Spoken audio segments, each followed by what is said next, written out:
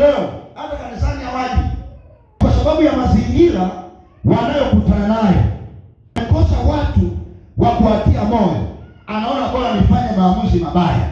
Kuna ndugu zetu kwenye familia, hata madada wanaitwa madada poa, hawa pia wanaojiuza kwenye familia tunao, mpaka afikia hatua ya kwenda huko, amekutana mazingira magumu, ameangalia kushoto, ameangalia kulia, ameangalia mbele, ameangalia nyuma, akaona huu mwili sasa nitautumia huu ambao Mungu ameumba ni ufanye biashara.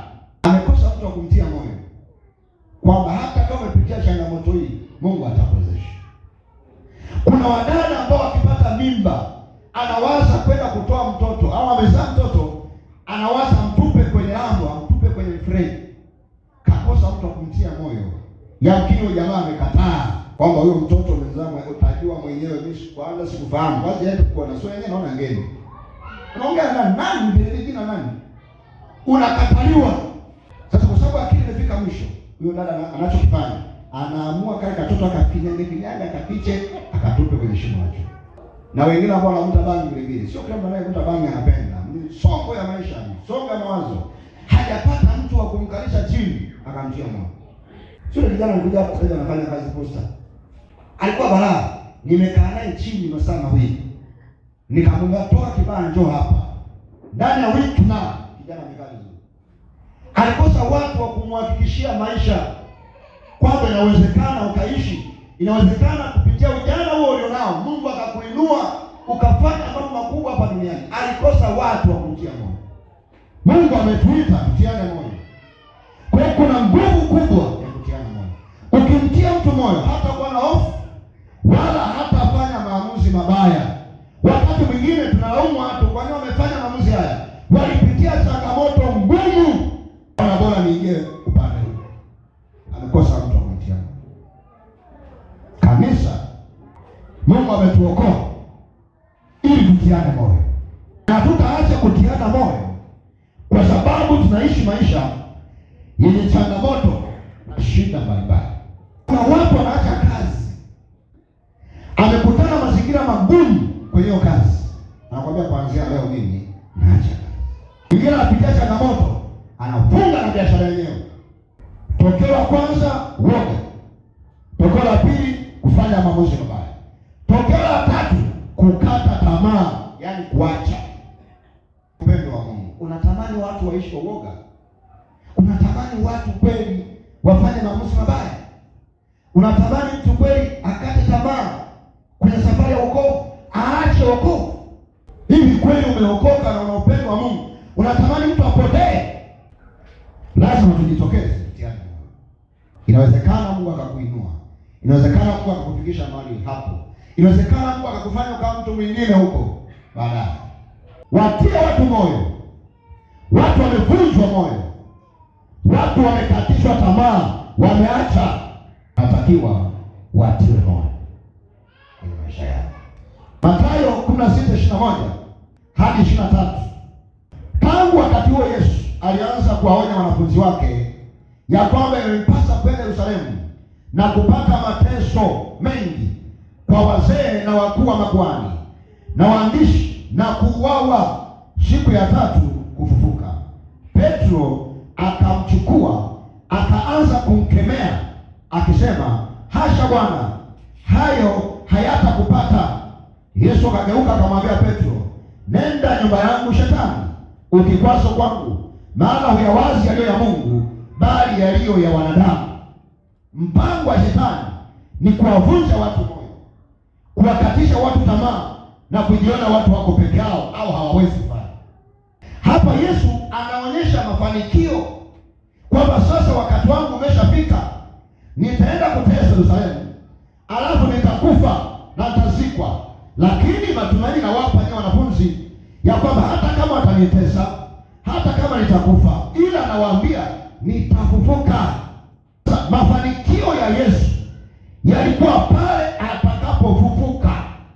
Maana akifufuka, yale mateso yanageuzwa kwetu kuwa furaha na amani. Atakapofufuka, kile kifo chake kwetu kinafanyika kuwa uhai. Maana mateso yake ni uponyaji wetu sisi. lakini ilikuwa sharti afufuke ili kila kilichotendeka msalabani kiwe na matokeo kwetu. Sasa anawaambia wanafunzi ya kwamba nitateswa na nitakufa ila nitafufuka. Angalia Petro, maneno aliyoambiwa na Shetani. Wewe unamwona kama ni Petro, lakini alikuwa ni Shetani. Akamwambia ya kwamba hilo jambo, kwanza akamwita Yesu pembeni kwa kosa adabu. Maandiko yanasema Petro akamkemea. Sasa anapinga mafanikio ambayo Yesu anawaambia wanafunzi. Yesu alipoangalia akaona huyu anayenivunja moyo sio mwanadamu, bali ni Shetani yuko ndani yake. Akasema, toka nyuma yangu Shetani, maana ukikwazo kwangu huyawezi yaliyo ya Mungu, bali ya wanadamu. Kwa hiyo adui ndiye anayetumia watu kutuvunja moyo, kutukatisha tamaa, kutuona kama hatuwezi. Sasa sisi tuliokoka lazima tujue namna ya kumwahi Shetani. Hawa watu waliovunjwa moyo na ndugu zao, natakiwa sisi tuwe faraja kwao. Ukishaokoka unakuwa faraja ya mwingine. Usiwe ni sehemu ya kuumiza wengine, kuwa ni sehemu ya kuponya majeraha ya watu waliojeruhiwa. Sema amina. Na ndio kitu ambacho Mungu anakitaka kwa sisi tuliookolewa. Mtu amevunjwa moyo na familia, amevunjwa moyo na ndugu zake, amevunjwa moyo kwenye ndoa yake. Waliokoka unatakiwa uwe sehemu ya faraja. Mungu amekuita kwa lengo la kuganga mioyo ya watu ili waendelee kusurvive. Kwa hiyo Yesu kama singekuwa katika roho, maana angeacha. Na kama angeacha, wewe usingeokolewa leo. Barikiwe sana. Yeye makofi mazuri mtumishi wangu. Kwa hiyo tumeokolewa kwa sababu kuna aliye kataa kuvunjwa moyo, kuna aliye kataa kukatishwa tamaa na Shetani. Akasema nitaenda. Akamkemea, akamrudisha nyuma, safari ikaendelea. Sasa tuna watu wangapi ambao hawana uwezo huo wa kujisimamia wenyewe wanapokuwa wanavunjwa moyo? Na maana wewe kinyamaza, yule mtu amekufa. Wengine wanavunjwa moyo na watu walioaminika. Yaani yule mtu ambaye anaamini anakuja kuvunja moyo. Shetani ndiye chanzo cha watu kuwavunja moyo kanisani, kuvunja moyo kwenye familia, kuwakatisha tamaa watu wasiendelee na safari. Natakiwa tutiane moyo kwa jina la Yesu. Wafalme wa pili sura ya 7 mstari wa kwanza hadi wa 2. Elisha ni nabii, ni mtumishi wa Mungu. Mungu amemtumia neno, ametumia majira kama haya mazuri yenye nguvu ya wakati, kipindi cha njaa. Bwana anamwambia kesho watu watakula chakula, watapata unga. Akajitokeza mkuu wa majeshi, anamwambia ili jambo, hata kama dirisha mbinguni angefunguliwa, hili jambo haliwezi kuwezekana. Manake huyu anafanya kama Petro alifanya kwa Yesu, anampinga, anamvunja moyo. Lakini Elisha kwa sababu ya msimamo alionao akakataa alichokiongea. Akasema, kwa sababu umekataa, sasa mimi siachi kutabiri, ila wewe utaona kwa macho lakini hautakula. Sasa hao ni watu wenye imani. Je, kanisani wote wana imani kama Elisha, ambao wana uwezo wa kujitetea kwenye changamoto, kwenye shida? Fikiria mwenyewe kipindi ulipopitia changamoto, ulikuwa na msimamo huo kama leo? Kama sio mkwama kukutia moyo kwenye safari yako mpaka leo umekuwa hivi, naona takiwa uwe kama mkwama, ukatia moyo wengine waliokata tamaa, ukatia moyo waliovunjika moyo. Waambie jamani, inawezekana, msiogope, Mungu atawainua. Nikasema ukiona upo kwenye changamoto na ndani kuna sabufa iko pale, weka flash. Hata kama uko peke yako, anza kusherehekea kama ndani. Mbinguni kuna soda, kuna nyama choma. Wewe kama wewe umeumbwa kwa Yesu, kuna nyama choma. Alafu ugonjwa endelea kukaa hapo, usubiri nini? Kuna juisi baridi.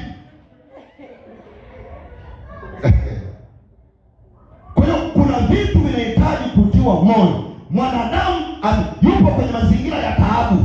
Sasa ili atoke kwenye taabu alionayo, aweze kusimama tena, awe na afya, anahitaji kutiwa moyo. Hakuna njia nyingine, ni kutia mtu